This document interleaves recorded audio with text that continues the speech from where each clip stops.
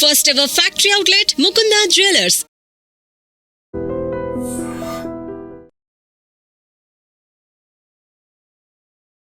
Hi guys, welcome to I dream. నేను మీ చాణక్య.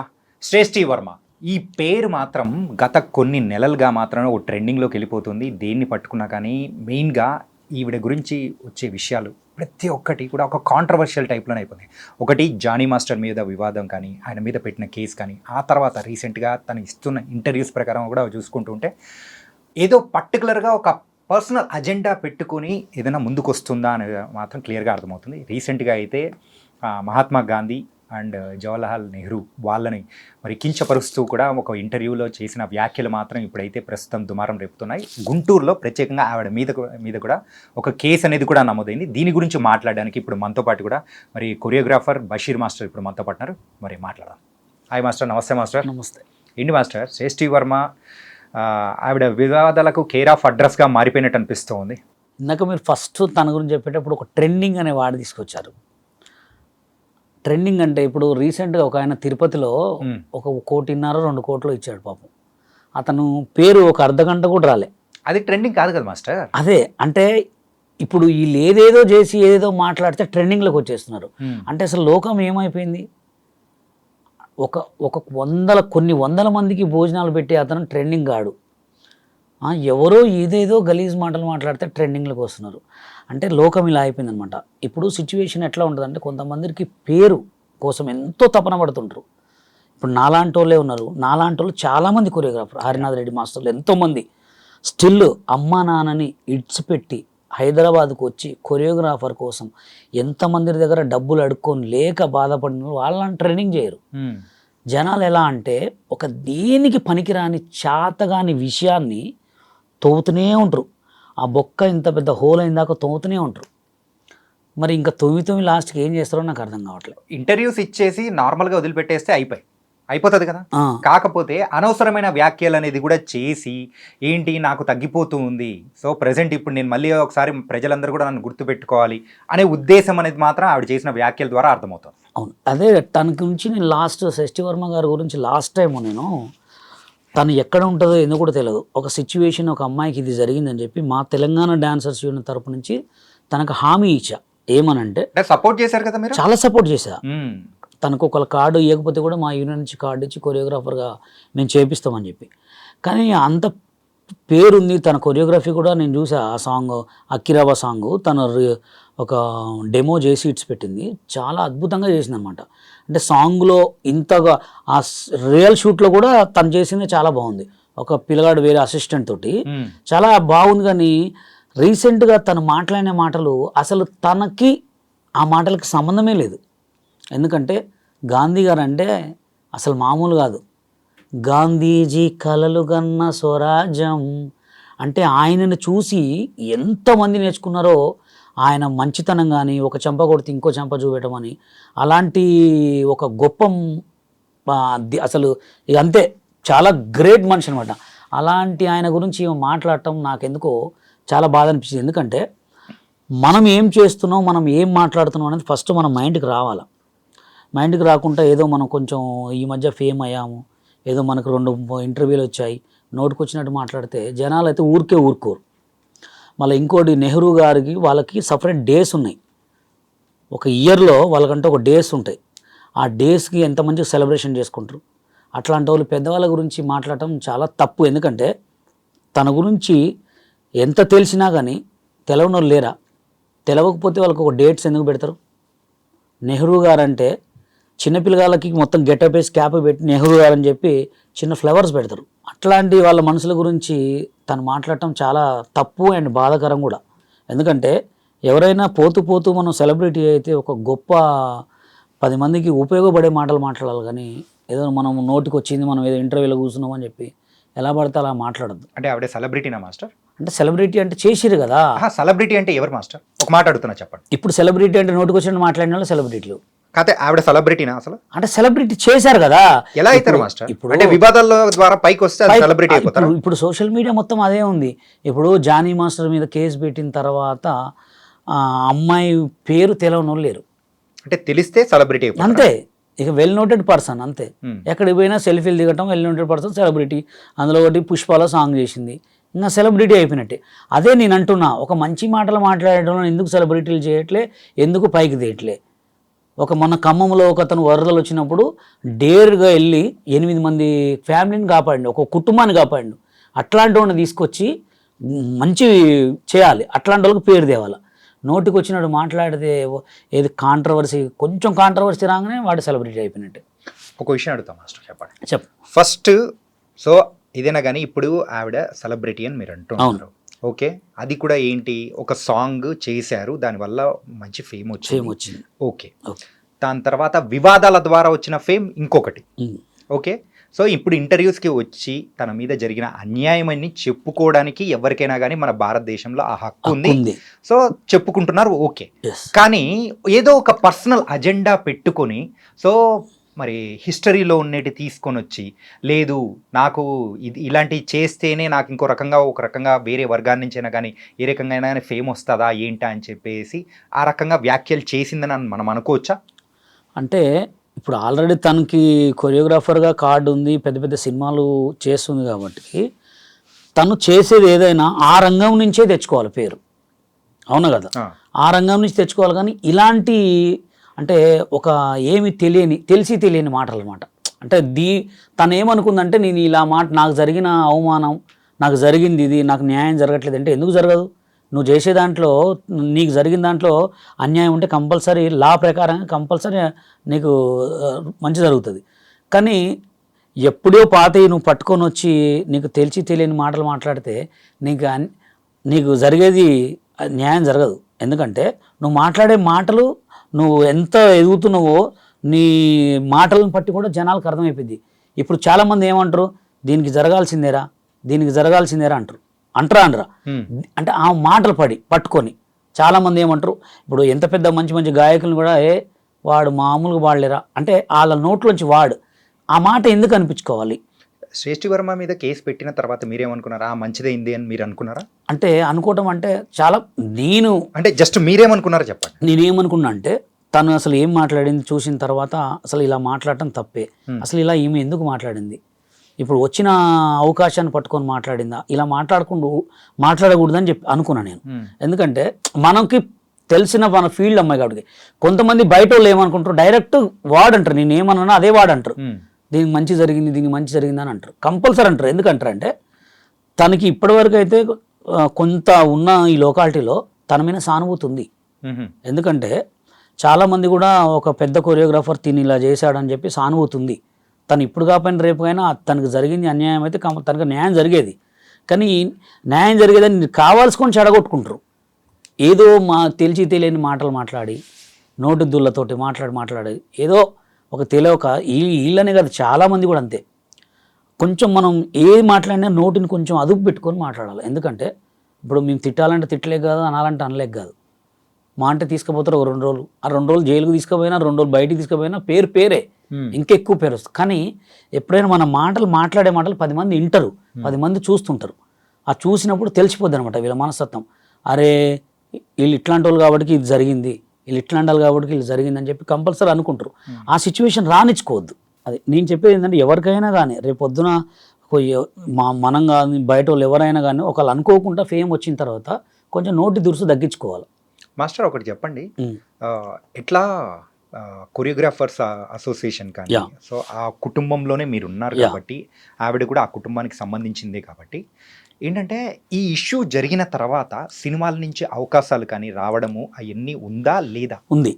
ఎందుకుందంటే అమ్మాయికి అక్కడ వేరే అంటే ఎవరైతే మాస్టరు పెద్ద కొరియోగ్రాఫరు, ఇంకోటి ఏంటంటే అనుకోకుండా ఇక అది సిచ్యువేషన్లో కావాలని చేసిరా, ఆయన మీద ఎలిగేషన్ సృష్టించిరా, లేకపోతే అది నిజమా అనేది పోలీసు వాళ్ళు ఆల్రెడీ నిర్ధారించారు. అది కంటిన్యూగా చర్చ నడుస్తూనే ఉంది. కానీ టాలెంట్ పరంగా అయితే అమ్మాయి ఈజ్ గుడ్. ఓకే. ఆ టాలెంట్ పరంగా ఆ సాంగ్ బయటకు వచ్చిన తర్వాత అకిరవ కంపల్సరీ అమ్మాయికి ఛాన్సెస్ వస్తాయి. ఛాన్స్ రాకపోతే ఇక అది కొంతమంది కావాలని చేస్తున్నట్టే. ఎందుకంటే ఆల్రెడీ అమ్మాయికి ఛాన్సెస్ వస్తున్నాయని, కానీ ఎక్కువ అయితే రావు.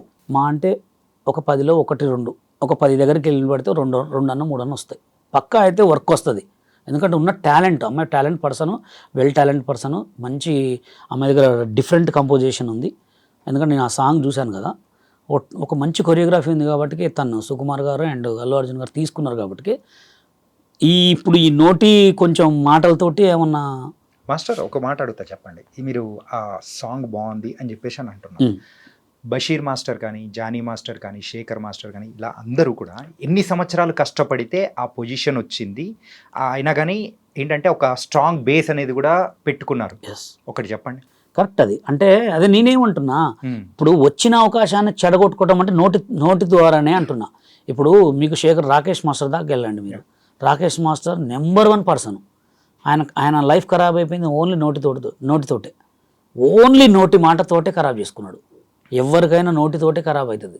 అందుకోసమే మనం ఎంత తిన్నాం, ఎంత పడుకున్నాం, మనకు ఎంత ఆస్తుందనే కాదు, మన మాట ఏంటి, మనం మాట్లాడే విధానం ఏంటి అనేది చూస్తారు. అవునా కదా?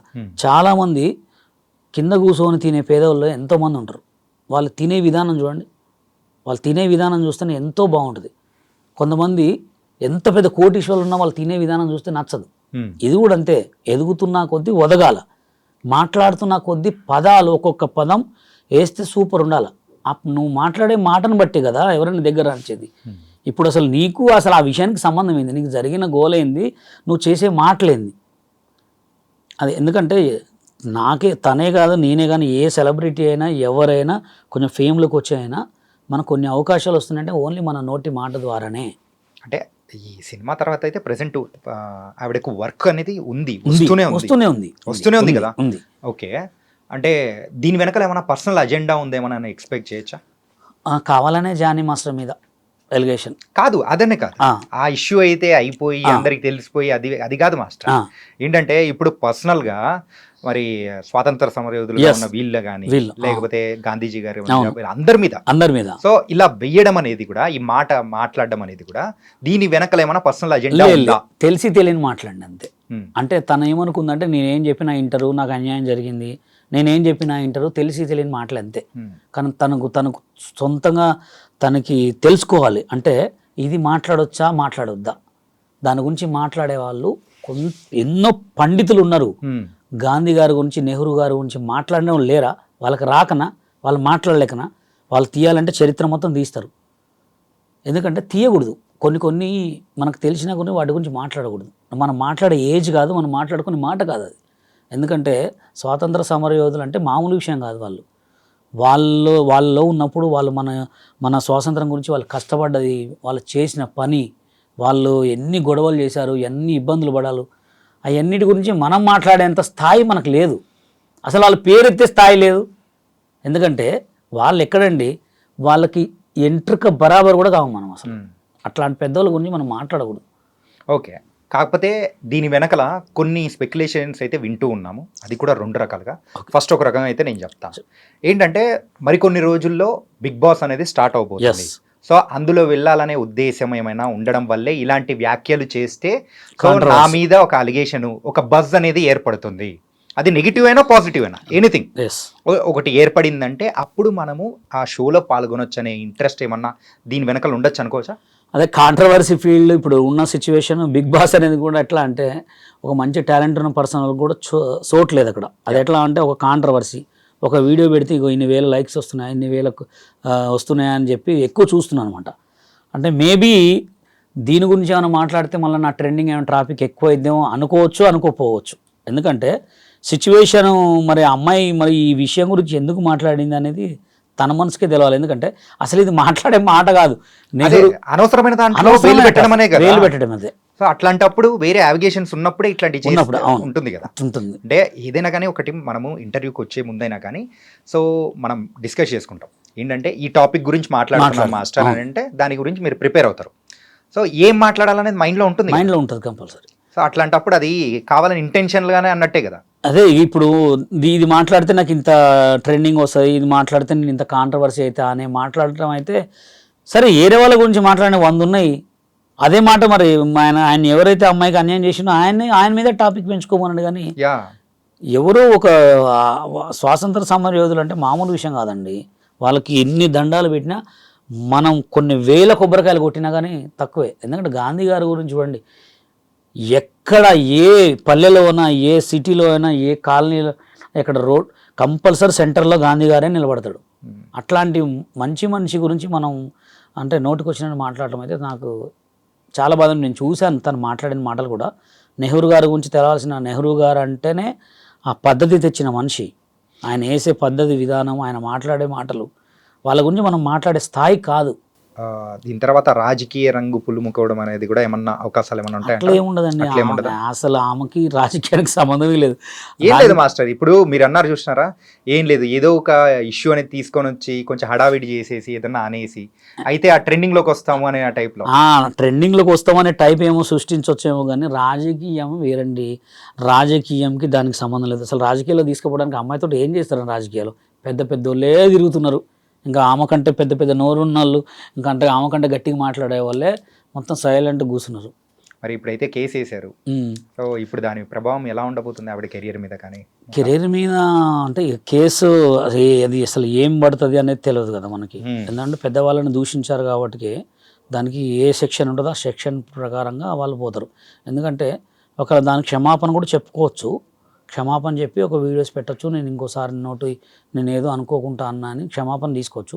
క్షమాపణ మించిన కేసు అయితే ఎక్కడ లేదు నాకు తెలిసి. క్షమాపణతో ఉంటే ఇడిచి పెడతారు అనుకుంటున్నాను. ఎందుకంటే అమ్మాయి ఏదో తన డిప్రెషన్లో తనకు పాపం, ఎందుకంటే ఆడపిల్ల కదా, తనకు జరిగిన బాధకి ఏదో చెప్పుంటుంది. ఇక నాకు తెలిసి క్షమాపణ కేసే ఏదన్నా వేస్తారేమో అని నేను చూసుకుంటాను. సో పర్సనల్గా అయితే మీకు తెలుసు కదా శ్రేష్ఠి వర్మ. సో కాకపోతే ఇలాంటి వ్యాఖ్యలు చేసింది అన్న తర్వాత మీకు ఏమనిపించింది? నాకు బాధ అనిపించింది. ఎందుకంటే పాపం తన దగ్గర మంచి టాలెంట్ ఉంది, తనకు అనుకోకుండా అన్నీ వచ్చినాయి. ఇప్పుడు అనుకోకుండా అన్నీ వచ్చినాయి, కార్డు వచ్చింది, కొరియోగ్రాఫర్ మంచి ఇప్పుడు ట్రెండింగ్ కూడా చేసుకొని సాంగులు చేసుకోవచ్చు. అట్లా అనవసరంగా వీటిలలో ఎందుకు వెళ్తుందని బాధ అనిపించింది. ఎందుకంటే నేను మా యూనియన్ నుంచి తనకు జరిగినప్పుడు వాళ్ళ యూనియన్ కూడా నేను ఎదిరించి నేను కొంచెం సపోర్ట్ చేసిన. ఎందుకు ఇలా చేసుకుంటున్నారు అనేది నాకు అర్థం కాలేదు. ఎందుకంటే మేము ఎంత తిరిగినా మాకు కార్డులు రాక, సాంగ్లు ఏమో ఛాన్సులు రాక మేము తిరిగినాం. వచ్చిన తర్వాత ఈ ఇంటర్వ్యూలు అని చెప్పి వాటిలో కూర్చొని నోటికి వచ్చినట్టు మాట్లాడి జీవితం ఖరాబ్ చేసుకోవడం తప్ప ఏం లేదు. మీరు మాట్లాడారా మాస్టర్ తర్వాత ఎప్పుడైనా? కానీ ఇష్యూ తర్వాత కానీ నేను ఎప్పుడు మాట్లాడలేదు. ఎందుకు మాట్లాడలేదంటే తనకి మాట్లాడే ఛాన్స్ రాలే. ఇక్కడ సిచ్యువేషన్ ఎట్లా అంటే ఇక ఎవరు బిజీ వాళ్ళు ఉంటుంది. ఇక తను ఎక్కడుందో కూడా తెలియదు. కాంటాక్ట్ నెంబర్స్ కూడా చేంజ్ చేశారు మనం. ఓకే, ఎట్లా మాట్లాడతాం? నేను ఇష్యూకి ఏమైనా పెద్దది జరిగి అన్యాయం జరిగితే మా యూనియన్ నుంచి దాన్ని పిలిపించి ఫ్రీ కార్డు ఇచ్చి కొంచెం సపోర్ట్ చేద్దాం అనుకున్నా. ఇక తను సిచ్యువేషన్ ఏం జరిగిందని కార్డు కూడా వచ్చిందని తెలిసింది. ఎక్కడ ఉంటే కార్డు, ఏ కార్డు తీసుకున్నా సినిమాలు చేసుకొని బాగుపడి పెద్ద పేరు తెచ్చుకుంటే చాలు. ఫస్ట్ తనకు ఒక అన్నయ్య లెక్క నేనే ఒక బ్లెస్సింగ్స్ ఇస్తా, ఇంకా మంచిగా ఉండాలి, మంచిగా చేసుకోవాలని. కానీ అనవసరంగా వాటిలో ఇప్పుడు నేను తిట్టలే కానీ నేను ఎవరినైనా తిడతా. కానీ తిట్టిన తర్వాత మనం ఫేస్ చేయాల్సి వస్తుంది, ఫేస్ చేయాల్సి వస్తుంది కంపల్సరీ. నేను ఏ వీడియో చేసినా 100 ఆలోచిస్తా. నేను ఏటేటికి పోనంటే కులాల గురించి, మతాల గురించి, దేవుళ్ళ గురించి, ఇంకా లేడీస్ గురించి, వీటికి చాలా దూరం ఉంటా. నేను ఏదైనా వీడియో చేసినా కానీ నేను ఇది చేయొద్దా, ఇది చేయాలా చూస్తా. చాలామంది అంటారు నీ దగ్గరికి వాళ్ళు వస్తారు, వీళ్ళు వస్తారంటే పని చేయడానికి ఎవడైనా రావచ్చు, కష్టపడడానికి ఎవడైనా రావచ్చు. మన దగ్గర కష్టపడేంతసేపు మన దగ్గర మంచిగా ఉంటురా లేదా కావాలా? వాడు బయటికి పోయిన తర్వాత వాడు చంపుకొని సాగుకొని వాడు ఏదైనా చేసుకొని మనకు నథింగ్. మన దగ్గర ఉన్నప్పుడు మన దగ్గర ఉండి మన మాటిని మన దగ్గర మంచి చేస్తున్నారనే కావాలా. మన దగ్గర పోయిన తర్వాత వాడి ఇష్టం, వాడి ఫ్యామిలీ, వాడి లైఫ్, వాడి లైఫ్ను పట్టుకొని గుంజేంత అవసరం మనకు కూడా లేదు. ఇంకోటి కూడా మన దగ్గర అసిస్టెంట్గా పెరిగి మన దగ్గర కొరియోగ్రాఫర్ అయినంత వరకు మన దగ్గర మంచిగా చాలు. బయటికి తర్వాత నువ్వు కష్టపడు, ఏమైనా చేసుకో, అది నీ ఇష్టం. మన దగ్గర చేసిండుగా నీకు బ్యాడ్ నేమ్ వస్తుందా? ఎందుకు వస్తుంది బ్యాడ్ నేమ్? అవునా కదా? మనం కడుపు ఆకలి అవుతుంది తింటాం, మంచి తింటే కడుపులో అంతే ఉండిపోద్ది, చెడు తింటే దాని పాయిజన్ దానికి అవుతుంటుంది, ఏదైనా అంతే. అలా నేను చెప్తాను అనమాట. అందుకోసమే నేను నన్ను ఒకరితో పడను. ఓకే బషీర్ మాస్టర్ అట్లా. మాస్టర్ ఒక విషయం చెప్పండి, పర్సనల్గా అంటే అమ్మాయి మీద జరిగిన ఇష్యూ దాని గురించి అయితే సో అది కోర్టులో ఉంది, దాని గురించి జరుగుతుంది, మనం దాని గురించి అని కాదు. సో దాని తర్వాత జరుగుతున్న సిచ్యువేషన్స్ కానీ ఇలా వివాదాల్లో ఎక్కువ కాలం ఉండడం వల్ల ఈ ఇండస్ట్రీలో కానీ వర్క్ పరంగా కానీ ఏమైనా ఎఫెక్ట్ ఉంటుందా? కంపల్సరీ ఉంటుంది. ఎందుకు ఉంటుందంటే ఇప్పుడు కొరియోగ్రాఫర్స్లో కానీ, డాన్సర్లో కానీ, డైరెక్టర్స్లో కానీ, ప్రొడ్యూసర్లో కానీ రేజ్ పర్సన్స్ కొంతమంది అంటే మాట ఎక్కువ గట్టిగా మాట్లాడేవాళ్ళు, సెన్సిటివ్ మనుషులు కొంతమంది ఉంటారు, కొంతమంది రఫ్ అండ్ టఫ్ వాళ్ళు ఉంటారు. తనకి సెన్సిటివ్ పర్సన్స్ దగ్గర స్థానం రానియరు. ఎందుకంటే నిందలు పడతాయేమో, నేను ఈమె ఇంత రఫ్ ఉంది ఏంది, నేనేదైనా కొంచెం భోజనంలో కానీ లేదా మనీలో కానీ లేదా సాంగ్ బాగాలేదు ఏంది ఇట్లా చేస్తున్నావు అంటే కూడా నా మీద ఏమైనా ఎలిగేషన్ సృష్టిస్తుందేమో అని చెప్పి రానియరు. ఓకే. కొంతమంది బాగా అంటే ఈమె కంటే ఎక్కువ టాప్లో రేంజ్లో ఉన్నోళ్ళు తను మనకేముంది, తనకు కావాల్సిన కొరియోగ్రాఫ్ ఛాన్స్ ఇద్దామనేటోళ్ళు కొంతమంది ఉంటారు. ఇప్పుడు 100% ఇప్పుడు చెప్తున్న సిచ్యువేషన్లో ఇప్పుడు మనకున్న ఇన్ని కోట్ల జనంలో ఎక్కువ టాప్ రేంజ్లో కోపం వాళ్ళు ఉన్న వాళ్ళు చాలా ఎక్కువ ఉంటారు. మంచి వాళ్ళు తక్కువ ఉంటారు. మంచి వాళ్ళలో తక్కువ ఉన్న వాళ్ళు కొంతమంది మంచి వాళ్ళు డైరెక్టర్లలో వీళ్ళల్లో వాళ్ళు ఎట్లా చాలా సెన్సిటివ్ ఉంటారు అనమాట. వాళ్ళు ఎంతో బాధలు పడి కొరియోగ్రఫీ అంటే వాళ్ళొక డైరెక్షన్ పొజిషన్ ప్రొడ్యూసర్ పొజిషన్కి వచ్చేవారికి కొంతమంది దూరం పెడతారు.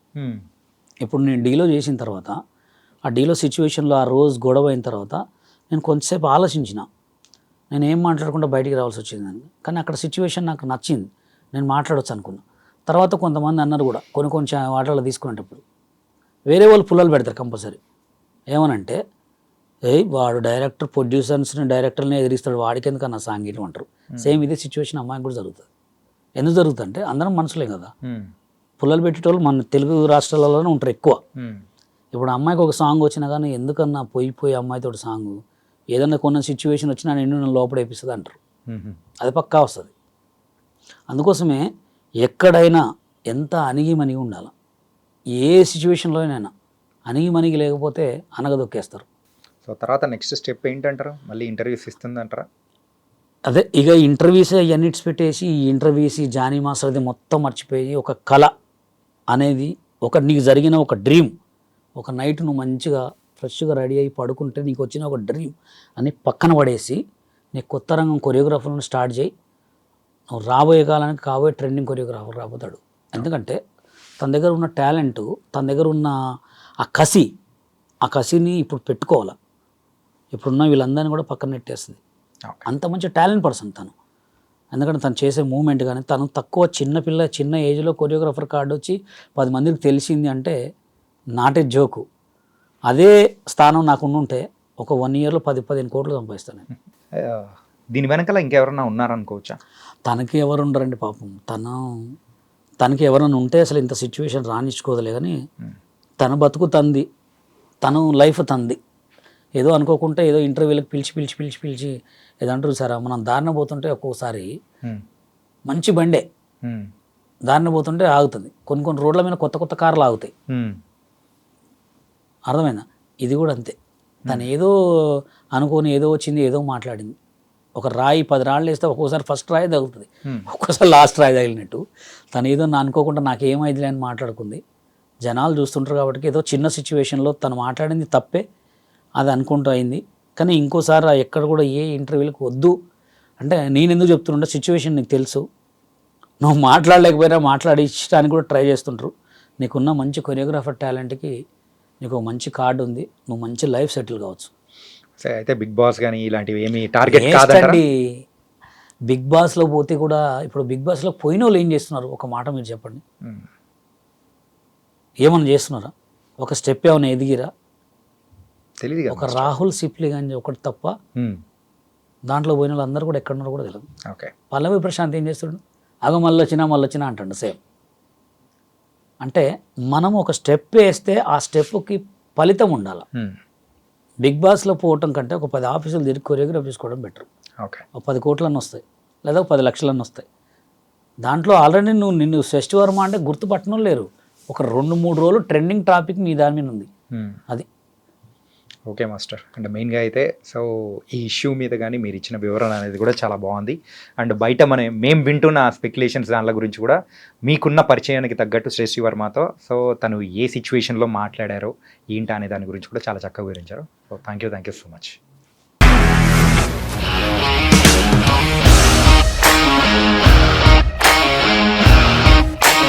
ఇండస్ట్రీలో కమిట్మెంట్ ఇష్యూస్ వస్తే నీకు కూడా వచ్చినట్టు? మార్నింగ్ తీసుకెళ్ళాడంటే కొట్టి పడేస్తాడు.